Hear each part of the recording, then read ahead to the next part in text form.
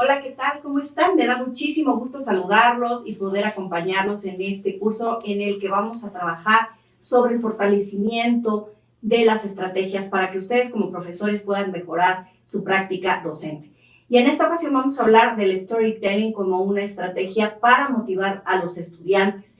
Y eso va muy alineado al plan 2030, en donde el Tecnológico de Monterrey está trabajando ahora en el sentido del florecimiento humano, es decir, centrado en la humanización de los procesos en las personas. Y hay que recordar que nosotros estamos trabajando con estudiantes, en donde debemos trabajar con algunas estrategias como el reforzamiento de lo que nos hace ser humanos, como puede ser la compasión, la imaginación, la creatividad, y todas estas cuestiones de hacer que nuestro aprendizaje verdaderamente sea significativo y que los estudiantes se puedan ir muy motivados y muy contentos de haber aprendido algo en nuestras clases. Y en ese sentido, pues estamos integrando esta metodología que es el storytelling, y hay muchísimas definiciones que ustedes van a poder encontrar en internet que tienen que ver con la publicidad, con la literatura, con los diferentes ámbitos de la comunicación. Pero a mí me gusta particularmente dos definiciones que creo que centran muy bien lo que es el storytelling. La primera de ellas la dice Maya Angelou y dice: la gente olvidará lo que dijiste, la gente olvidará lo que hiciste, pero la gente nunca va a olvidar cómo la hiciste sentir. Y también me gusta la otra que tiene Andrew Stanton, que es el creador de Bugs Life, Toy Story, Finding Nemo, y él dice que no hay persona a la que no puedas amar después de haber escuchado su historia. Y creo que eso es fundamental porque tenemos que entender que todos dentro de nosotros tenemos algo que contar, algo que decir. Y la manera en la que nos podemos conectar o vincular con nuestros estudiantes es justamente a través de la humanización de los procesos. Y para ello es importante que sepas que las historias se cuentan de tres maneras: de forma oral, de forma escrita y de forma audiovisual. Hablamos en la parte de la oralidad cuando nos remontamos a las primeras manifestaciones en donde el ser humano tenía esta necesidad de comunicarse, y entonces aparecía, por ejemplo, en la Edad Media los juglares, que eran estos cantantes que iban de pueblo en pueblo contando las hazañas de los caballeros. Y ahí lo rico o lo más importante estaba en cómo contábamos la historia, es decir, toda esta parte de la comunicación verbal y no verbal, el apasionamiento, y por supuesto entraban cuestiones como las figuras retóricas en donde se hacía uso de la hipérbole y la metáfora, ¿no? Entonces se exageraban las cosas.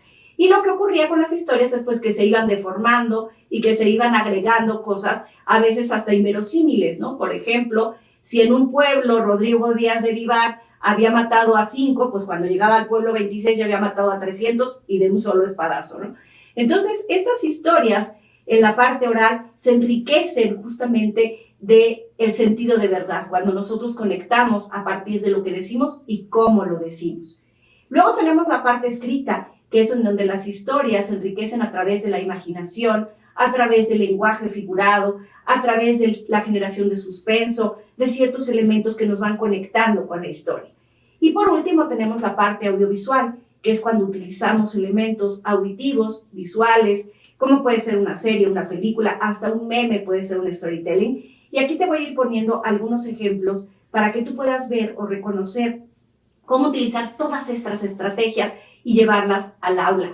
Seguramente ya lo haces porque esto de manera natural, pues los seres humanos lo tenemos dado, ¿no? Desde que nacemos contamos historias, escuchamos historias, son parte de nosotros. Pero cómo de manera estratégica podemos organizar o estructurarlo para que eso sea un referente en tus clases. Y aquí vamos a hablar de un elemento muy importante, que es los vehículos de mediación.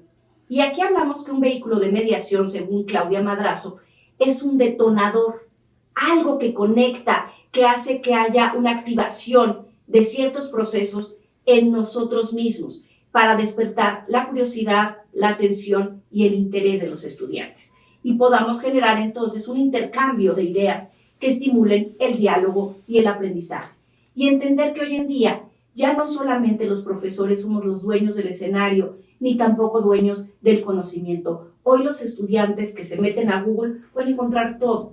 Entonces, ¿cuál es la diferencia? Enseñarles algo que no esté en Google. Es decir, poder compartir, poder interactuar a partir de elementos que nos hagan generar pensamiento crítico, que nos hagan sentir que algo significativo estamos aprendiendo. Entonces, ahí está el proceso en donde el storytelling gana una riqueza importante, en cómo nosotros podemos conectar o vincular con nuestros estudiantes para que ellos hagan una co-creación, es decir, que construyamos el conocimiento tanto ellos como nosotros. Así es como el storytelling puede generar como una estrategia de vinculación a través de estos vehículos de mediación, es decir, el storytelling es en sí mismo un vehículo de mediación.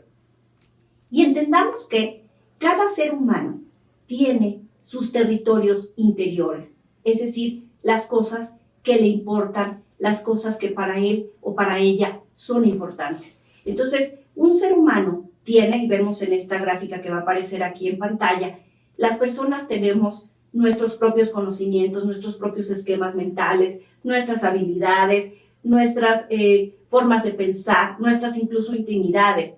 Y esos territorios se vuelven infranqueables. No nos gusta que cualquier persona pueda entrar a esos territorios. Entonces, hay muchas cosas que no nos importan. Y hoy que tenemos tantos estímulos, tanta información, pues evidentemente nos volvemos cada vez más cerrados. Y nos aburrimos con facilidad y nos distraemos con facilidad. Hoy para nosotros como profesores es un reto porque los profesores tenemos que luchar contra estos teléfonos en donde los estudiantes están metidos en los jueguitos, en las redes sociales, en otros distractores. Entonces, lo que menos les interesa es poner atención en la clase, a menos que esa clase me aporte algo, me haga entender un concepto, me motive, me signifique. Entonces, para poder generar esa interacción, yo tengo que generar esos vehículos de mediación, es decir, despertar en el estudiante su capacidad de interés. Y las historias tienen esa facultad de poder despertar, conectar con las emociones, humanizan los procesos. Entonces, en la medida que tú te vinculas con lo que estás enseñando, te apasiona, lo haces con muchísima emoción, gusto, y además consideras a los estudiantes y observas sus reacciones, entonces el alumno va a sentir que quiere abrir esos territorios para que nosotros podamos interactuar y co-crear esa parte del aprendizaje. Entonces, las historias son conexiones a través de las emociones. Las personas no conectan con los datos, conectan con los sentimientos, con las emociones, con el cerebro límbico. Ahorita vamos a hablar un poco más de eso a profundidad. Y las historias nos hacen evocar nuestra memoria sensorial, es decir, sentir, recordar, reconocer, identificar, tener ese sentido de pertenencia y generamos fuertes vínculos emocionales. Por eso cuando estamos en casa y cuenta alguien una historia, nos sentimos emocionados. Por eso digo que cuando nosotros tenemos una situación difícil y nos pasan cosas horribles, esas cosas se convierten en las mejores anécdotas. Por ello, es importante que nosotros aprendamos a generar esos vínculos emocionales y cuando nos pasan esas cosas, ¿no?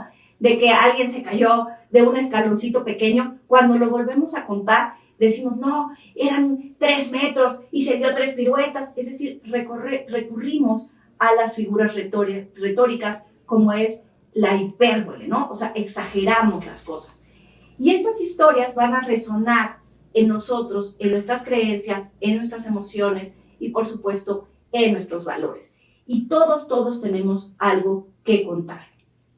El storytelling, además, tiene un efecto importante en la parte del cerebro límbico, como les decía, porque ahí es donde se despiertan las emociones. Y David Phillips tiene un TED Talk donde habla de estas emociones generadas a través de contar una historia. Entonces se genera la dopamina, la oxitocina y las endorfinas, que se conocen como las hormonas de la felicidad. Y la dopamina, esta hormona que está muy relacionada con cómo nos sentimos enganchados con algo, se da cuando, por ejemplo, en una historia hay suspenso. Por eso cuando vamos al cine o estamos leyendo una novela y algo está conectado con el misterio o que hay indicios y que tenemos que conectar puntos, todo eso genera en nosotros una sensación de querer saber todavía más. También tenemos la oxitocina, y esta es la hormona de la conexión y del amor. Esta oxitocina se produce fundamentalmente en 3 momentos. La primera de ellas, cuando las mujeres tienen un bebé. Y esto sucede para que cuando tú tengas un bebé, no lo avientes por la ventana cuando pegue el primer grito, ¿no? ¿Por qué? Porque necesitas tener esa vinculación profunda. Entonces, cuando hay un parto, hay altos índices de oxitocina. También la oxitocina se produce mucho durante una relación sexual. ¿Por qué? Porque necesitamos generar esta vinculación y este amor y esta conexión con nuestras parejas. Por eso es que sentimos que nos morimos si nos va a dejar la persona con la que hemos estado relacionadas, ¿no? Y la oxitocina también se produce cuando yo estoy generando una vinculación con un personaje. Por eso cuando veo una película o veo una serie o escucho una historia y ese personaje tiene una vulnerabilidad, pasó por una situación difícil, yo siento una conexión emotiva y por eso puedo llorar o puedo expresar una sensación o puedo sentir una conexión o confianza o credibilidad en una historia. Entonces, a nivel hormonal se despiertan cosas. Y también generamos endorfinas y que son las que se generan con las reacciones espontáneas. Por eso, también cuando de repente algo nos causa gracia, cuando hay un giro de tuerca, cuando algo nos da asombro, cuando se produce este proceso, por ejemplo, de la revelación de una verdad, que eso se llama anagnórisis, que es cuando un personaje le dice al otro, por ejemplo, en Darth Vader, que le dice a Luke Skywalker, yo soy tu padre, y en ese momento, ¡pum!, se despierta estas endorfinas de emoción, de ¡wow!, no puedo creer lo que acaba de decir. Entonces, todas esas cosas conectan con las emociones de los seres humanos y no podemos evitar sentirnos vinculados. Por eso las historias están dentro de nosotros y cada uno de nosotros tiene algo que contar. El storytelling tiene múltiples formas de utilizarse. Lo podemos utilizar, por ejemplo, en la comunicación, en la parte de las conferencias, en un pitch para hacer una interacción con inversionistas, en la publicidad. Hoy los comerciales, por ejemplo, recurren mucho más a esta parte de contar historias en lugar de solamente promocionar las cualidades de un producto. También en la educación, que es donde nos vamos a centrar, está el estudio de casos, el juego de roles, los dilemas éticos, muchos de ellos de los que te voy a hablar más adelante y te voy a poner ejemplos muy concretos para que los puedas llevar al aula, que eso es lo más importante. En las empresas se está utilizando también en team building, es decir, para generar esta conexión, estos ambientes mucho más favorables para poder trabajar de forma armónica y productiva. También se utiliza el Lego Serious Play, que es esta modalidad a través de los sets de Lego en las empresas para la toma de decisiones, y creo que esa también es una de las recomendaciones que te podría dar, que te capacites, que tomes dentro de ese día muchos de los cursos que se están dando sobre estas metodologías y modalidades en las cuales también puedes incorporar tecnología, juegos, interacciones y que de manera, ligada o natural, el storytelling aparece como una estrategia vinculada a estas estrategias. En psicología, el storytelling también se utiliza en ejercicios proyectivos, ¿no? Cuando hacemos dibujos o cuando nos ponen imágenes o ciertas cosas y evocamos historias o sentimientos, estamos hablando del uso del storytelling. Y también la técnica de escucha activa, cuando alguien está hablando o contando su historia en una parte de interacción con un terapeuta, pues está recurriendo a encontrar esos hallazgos o esas situaciones a través de su propia historia. Y por último, una de las cosas que está de súper moda y que está vinculada en cómo convertir los datos en historias. Y ahí también tenemos un cursito en CEDIE que te recomiendo que tomes con nosotros, que habla de cómo generar estas nuevas formas de interacción a través del visual storytelling, de los memes, de los GIFs, de los infográficos y de cómo entrar a este nuevo mundo que va a ser el metaverso, que llegó para quedarse y que poco a poco va a ser una realidad. Entonces, bueno, recuerda que el storytelling, como te decía, tú ya lo tienes de naturaleza, ya eres un contador de historias. No se trata de llegar al aula y simplemente contar toda tu vida y contar todas tus aventuras, sino utilizarla verdaderamente de forma pertinente en los momentos que se requieren. Y entender que un storytelling también puede estar en una anécdota que les compartes a los estudiantes, en un video pequeño que tampoco puede ser más del 10% o 20% de una sesión de clase, porque entonces perdemos de vista el objetivo de lo que queremos enseñar. También puede ser un podcast, puede ser imágenes, pueden ser testimoniales, documentales, hasta un chiste puede ser un storytelling. Existen muchas posibilidades de cómo construirlo. Y aquí, vinculándolo un poco más con el data storytelling, podemos decir que se está utilizando muchísimo esta nueva metodología para interactuar con los estudiantes a través de tomar como ejemplo o como inspiración elementos que se están usando ya en la cotidianidad. Por ejemplo, encontramos en Spotify que al final del año lo que hace esta red social, más bien esta aplicación que se utiliza para la música, es que te personaliza tu historia, ¿no? Entonces te cuenta cuántas canciones escuchaste, cuál fue tu canción favorita, e incluso te pone cómo estaba tu aura durante este año de acuerdo a las canciones que usaste. Eso es utilizar el storytelling vinculado con los datos. Muchas veces cuando doy estos cursos de storytelling, los profesores me dicen, pues muy interesante y muy padre, pero como que de manera natural se puede dar en las humanidades, pero ¿cómo le hago yo para vincularlo con las ciencias, con las matemáticas o con cuestiones mucho más estructuradas o de ciencias exactas? Y a lo largo de todos los años que he dado yo estos cursos, les he dado ejemplos y he generado inspiración para profesores que me han compartido cómo lo han hecho. Y si tú estás en estas áreas, hoy te voy a compartir algunas maneras de cómo utilizarlo o llevarlo a las ciencias exactas sin que sientas que está alejado o que no tiene una vinculación.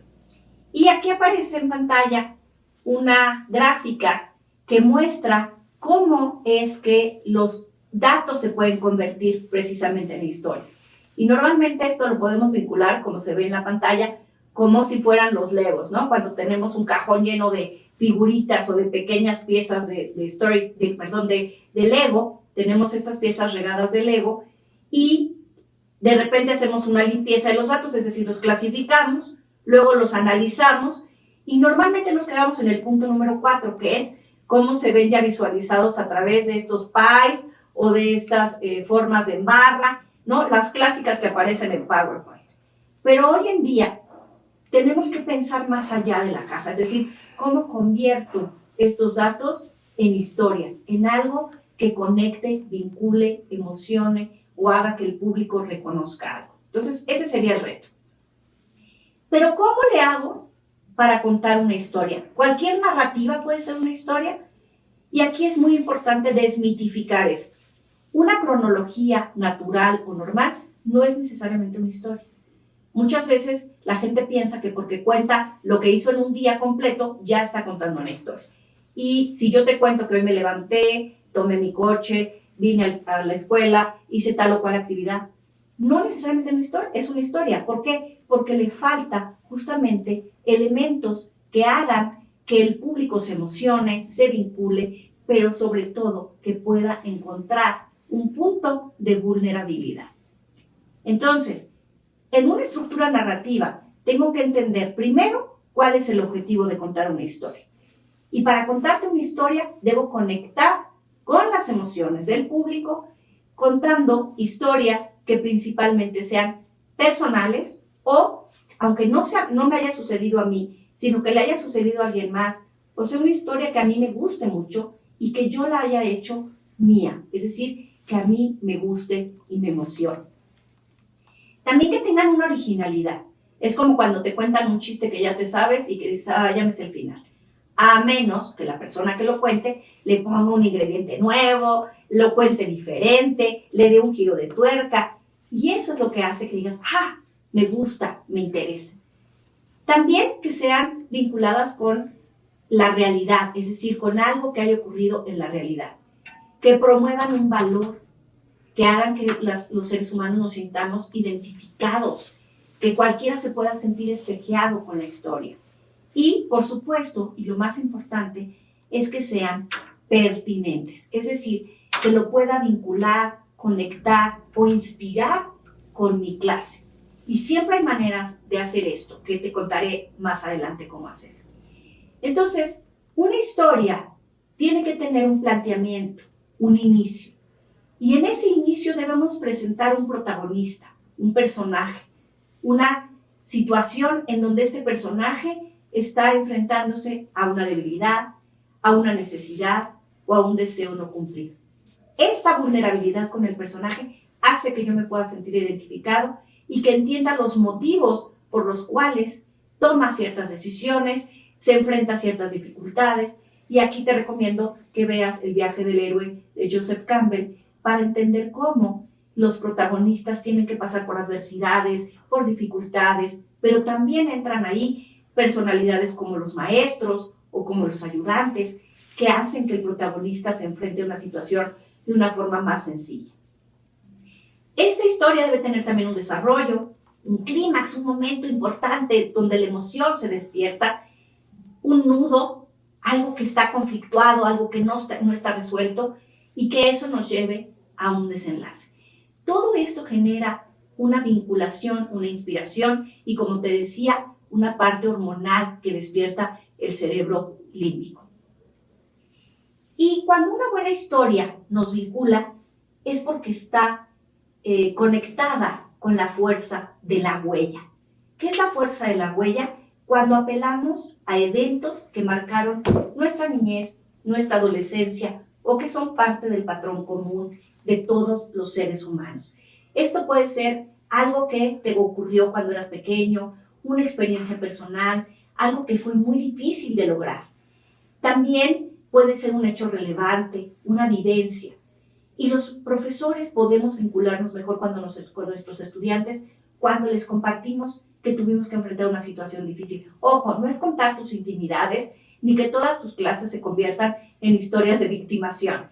No, sino que puedas compartir algo que para ti fue importante, algún logro o alguna personalidad que a ti te haya inspirado y que haya tomado una decisión a partir de una dificultad. Entonces, eso es humanizar los procesos.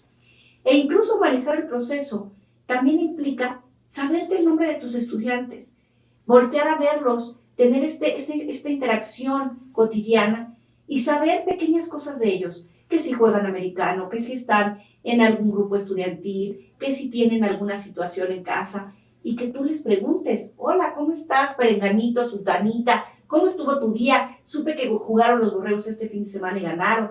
Y eso hace que los estudiantes sientan que son importantes para ti. Entonces, esos pequeños elementos generan una identificación, una vinculación. También tenemos puntos de anclaje que pueden estar vinculados a los grandes acontecimiimientos de la humanidad. Por ejemplo, la historia, la literatura, los mitos, las leyendas o el arte. Por ejemplo, el Holocausto ha sido uno de los elementos históricos mucho más fuertes de nuestra historia. Y eso ha hecho que se generen películas, series, testimoniales, museos, de todo vas a encontrar.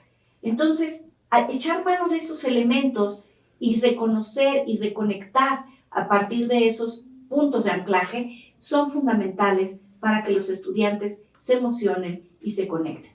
Y también aquí es importante destacar que no solamente tú eres el que va a contar las historias. También les puedes pedir a los estudiantes que ellos investiguen, que ellos por su cuenta tomen ciertas decisiones o elementos y que lo compartan con el resto del grupo. Entonces, ¿cómo puedo hacer una clase dinámica? ¿Cómo puedo utilizar el storytelling? El storytelling, como te decía, tiene que ser pertinente y se tiene que usar, como decía Jaime Sabines en su poema de la luna. Dice que a los niños hay que darles un pedazo de la luna en dosis precisas y controladas. Bueno, lo mismo te recomiendo que ocurra con el storytelling. O lo uses al inicio, o en medio, o al final, que no ocupe toda tu clase, no puede ser 80% en storytelling y 20% la parte teórica o la parte del contenido de la clase, pero sí que lo utilices en ciertos momentos estratégicos. Entonces, al arranque de la sesión, puedes utilizarlo como un gancho, puedes usarlo como un rompehielo. Por ejemplo, compartiendo tú una anécdota o pidiéndoles a los estudiantes que investiguen sobre una personalidad que para ellos ha sido inspiradora en el área de las ciencias, en la tecnología, en las humanidades, y decir, todos van a tener los 5 minutos iniciales de la clase, cada día te va a tocar tal día y tú le asignas a cada estudiante qué día le va a tocar hacer su presentación, y esos 5 minutos iniciales son para que compartas quién te inspiró, quién te gusta y por qué te gusta esa personalidad. Eso puede ser un buen rompehielo. También puedes usar un video, un detonador, que tampoco dure demasiado tiempo y siempre buscando que haya preguntas, que haya interacciones. También puedes usar un podcast, que puedes usarlo como aula invertida, en donde el profesor deja el video en alguna plataforma, los alumnos lo ven y posteriormente lo discutimos en clase. También puedes hablar sobre temas actuales, sobre las noticias, sobre lo que ocurrió el fin de semana. Ojo, también hay que poner límites de tiempo para que no se extienda demasiado. Puedo también poner una imagen, una cita, ¿no? Alguna frase célebre que para mí haya sido inspiradora. Puedo dar un reto o puedo hacer un juego. Todo eso puede empezar una clase de una forma muy dinámica. Y en el desarrollo puedo ir ya propiamente a utilizar estrategias que son o propiamente el storytelling como tal, o bien utilizar algunas metodologías que vinculan o que tienen por naturaleza el uso del storytelling, como pueden ser las técnicas vivenciales, los simuladores, las dramatizaciones, el juego de roles e incluso la discusión grupal. Y en el cierre de la sesión también puedo utilizar elementos de storytelling como por ejemplo generar un suspenso, como lo hacen en las series, ¿no? Tener un final de viernes, como les digo yo, tener una continuidad con las clases anteriores, o sea, en la clase anterior vimos esto, hoy estamos retomando esto y en la posterior vamos a hacer tal o cual. Entonces el alumno ya sabe que lleva una continuidad. Lo más importante en el cierre de una sesión es que el alumno tenga deseos por saber más, que se vea o se muestre motivado y que eso se convierta en un motor interno, en una aplicación que pueden llevar rápidamente a sus vidas prácticas y cotidianas. Eso es generar un aprendizaje significativo. Y creo que lo más importante cuando nosotros estamos dando una clase es apelar a dos funciones de la lengua que en la oralidad son muy importantes: la función emotiva y la función fática. La función emotiva hace uso de estrategias para que yo, a través de mis emociones, pueda vincular y despertar esa emoción en los estudiantes. Y lo que yo le llamo a esta función emotiva es el sentido de verdad. Es decir, que yo me lo crea, que yo me emocione, que yo como profesor soy el director de orquesta. Si yo me la estoy pasando bien, los alumnos seguramente también van a sentir esa emoción. Y seguramente te ha pasado, porque a todos los docentes nos ha pasado, que hay clases que dices, qué cansado estoy, qué aburrido me sentí, ya quería que terminara. Imagínate si tú sentiste eso, cómo se sentirán tus estudiantes. Entonces, cuando tú preparas una clase, experimentas, juegas con algo nuevo, usas tecnología, haces interacciones, cambias los estímulos y tú mismo te la pasas bien, significa que muy probablemente tus estudiantes también lo hayan disfrutado enormemente.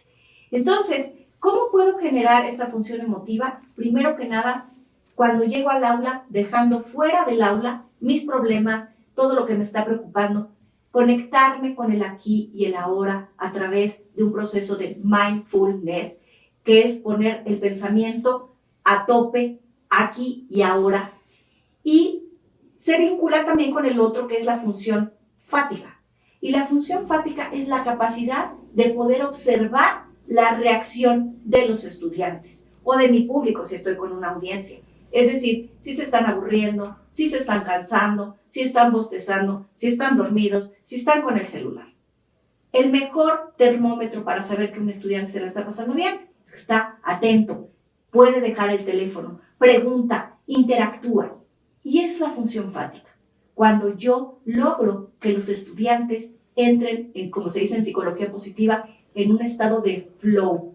Y el estado de flow es, quiero saber, me interesa, e incluso termina la clase y van detrás de ti preguntándote cosas.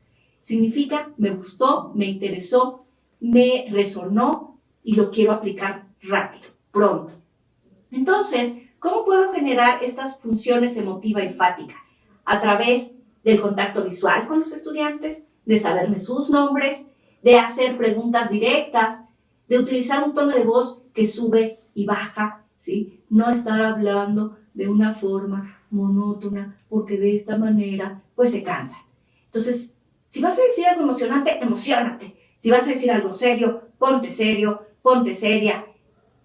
La posición de tu cuerpo es muy importante. Todo esto lo vas a ver también en la parte de teatro que vas a tener más adelante con otro de nuestros instructores, y que utilices tecnología, que también lo vas a ver por ahí con otro de nuestros instructores. Todos nosotros queremos que tú hagas una clase muy dinámica, muy bien hecha, que tengas conciencia de tu corporalidad, que tengas conciencia de tus apoyos y sobre todo que lo estés sintiendo y le des esa conexión emotiva y humanizada al estudiante. Y observar sus respuestas no verbales, cómo pueden ser, si están poniendo atención, si se están durmiendo, si hay interés. Todo esto lo vas a poder identificar rápidamente si tienes esa capacidad, primero, de preparar muy bien tu clase para concentrarte no solamente en lo que tienes que decir, sino también en las reacciones de tu público. Y entonces, ¿cómo lo llevo al aula? Pues como te decía, y aquí hay algunos ejemplos, pueden ser los juegos de roles. En preparatoria tuve la oportunidad de dar una clase de comunicación en el que teníamos que hacer una visita a las mitologías griegas. Y yo lo que hice fue, en lugar de darles todos los dioses que yo me sabía, le pedí a cada estudiante que se disfrazaran. Aquí vemos en la imagen que vas a ver en pantalla a mis estudiantes disfrazados de diferentes dioses o deidades mitológicas. Y la idea era que no gastaran dinero, sino que con sus propias sábanas, por eso ahí los vas a ver disfrazados con estos atuendos muy más bien poco elaborados y muy bien hechos a través de estas sábanas o de estos elementos que tienen en casa, y tenían que hablar de su personaje. Decían, yo soy Zeus, o yo soy Cronos, o yo soy Rea, o yo soy Selene, y contaban un poco sobre la mitología. ¿Qué pasaba si se repetían dos dioses? No pasaba nada, se complementaban, pasaban al frente y representaban estas figuras, ¿no? Desde el storytelling. Y también les ponía yo que buscaran una palabra que tenía su origen en este mito, ¿no? Entonces, cronos, cronología, tiempo. Y eso era una manera de conectar o vincular. Otra manera, por ejemplo, que les decía en el área de ciencias, y aquí tenemos un ejemplo de una de las profesoras que antes estaba aquí en Campus Santa Fe. Ella trabajaba en el área de química, y lo que encontró fue que existía una tabla periódica con personajes que hizo una doctora en Estados Unidos, hizo su doctorado basado en esta idea de generar personajes con la tabla periódica, y ella les asignó a cada estudiante uno de estos personajes de la tabla periódica y les pidió que construyeran la historia. Entonces aquí vemos, por ejemplo, el Cromo, ¿no? Es un tipo loco y tiene una vida muy amplia, hace cosas por aquí y por allá. Por ejemplo, hace muchos años creó con sus poderes una cinta magnética que se utiliza en los cassettes y en las cintas de audio. Se convirtió en uno de los pioneros de la música y enamoró los corazones de todas sus fans. Pero él quería un estilo propio, así que dejó su vida de superhéroe y se dio a la investigación. Tiempo después descubrió que el cuero se curte usando iones de sales de cromo, y fue así como creó su chaqueta y nunca se la quita. De hecho, en el laboratorio, él en vez de usar una bata, usa una chaqueta de cuero. Entonces vean cómo los estudiantes empezaron a vincular a través de estas historias, y fue grandioso porque la tabla periódica dejó de ser algo que te aprendías de memoria por algo que recordabas qué elementos o características tenía, y le funcionó bastante bien. Entonces ahí tenemos un ejemplo de cómo llevar el storytelling a las ciencias es posible. También la estrategia de la mnemotecnia.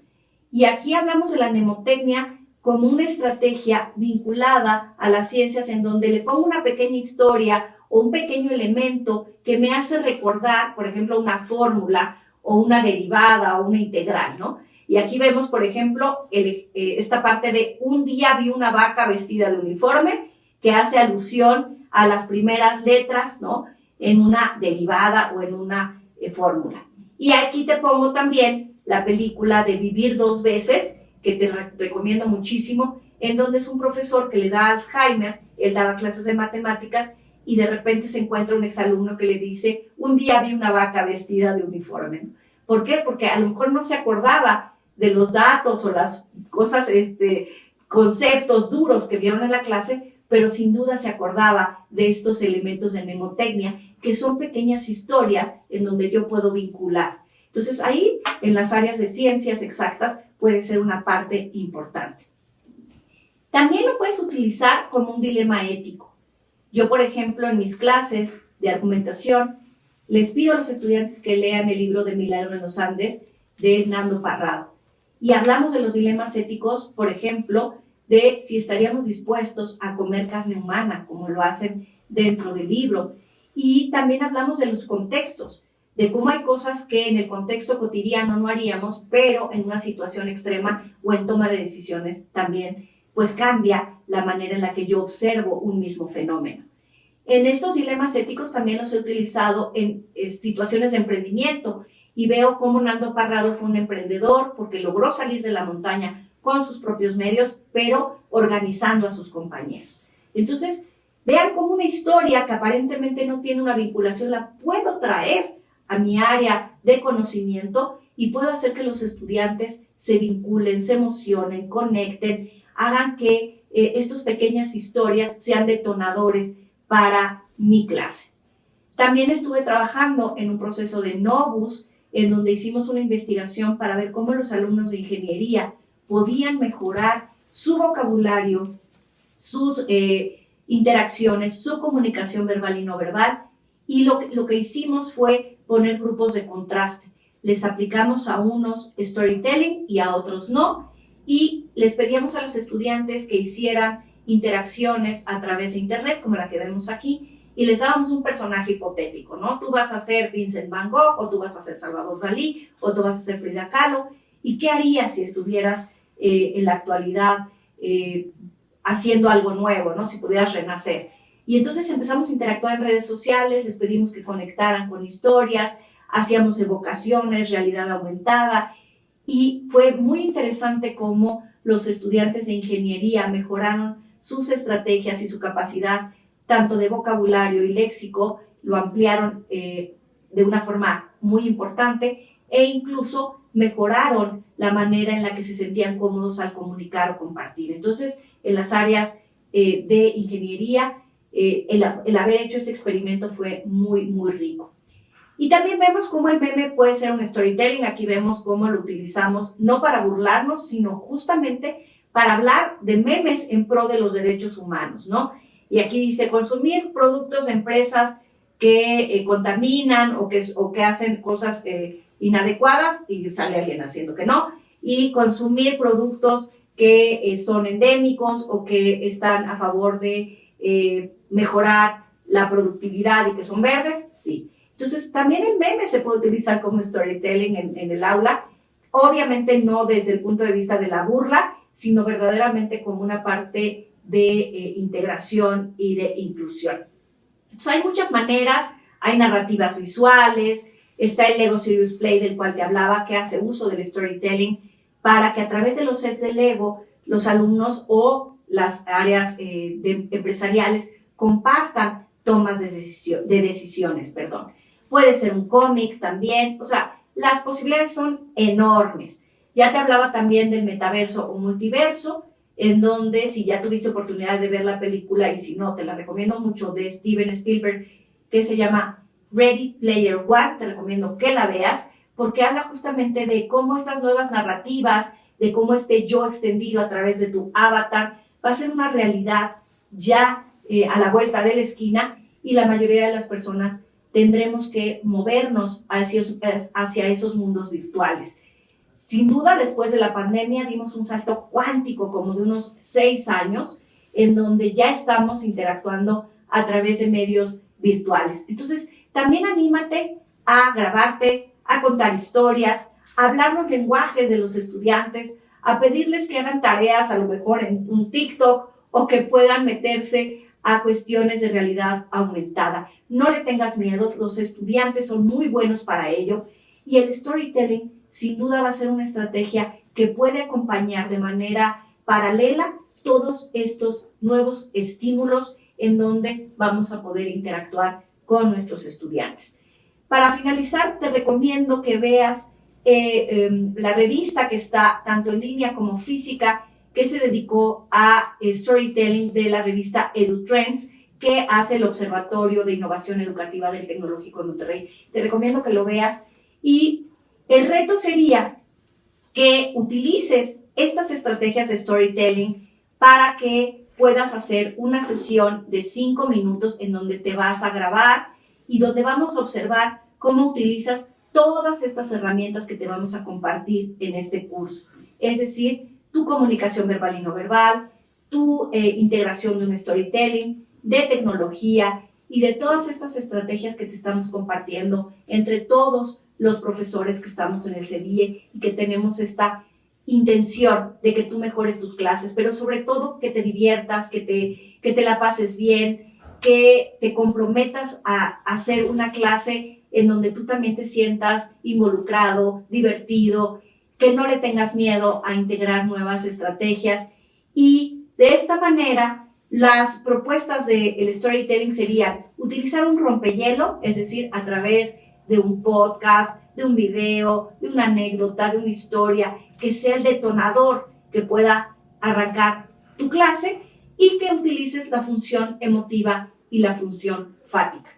Recuerda que la función emotiva tiene que ver con tu estado de ánimo y la conexión que puedas tener con los estudiantes, que le des un sentido de verdad, y la función fática es que no te olvides que tienes estudiantes que están reaccionando a lo que tú estás diciendo. Te deseo mucho éxito, por ahí van a aparecer también mis datos de contacto, soy ciranda@tec.mx y estaré con mucha disposición para poder ayudarte en lo que necesites. Te deseo mucho éxito y recuerda que una buena historia puede hacer la diferencia. Hasta la próxima.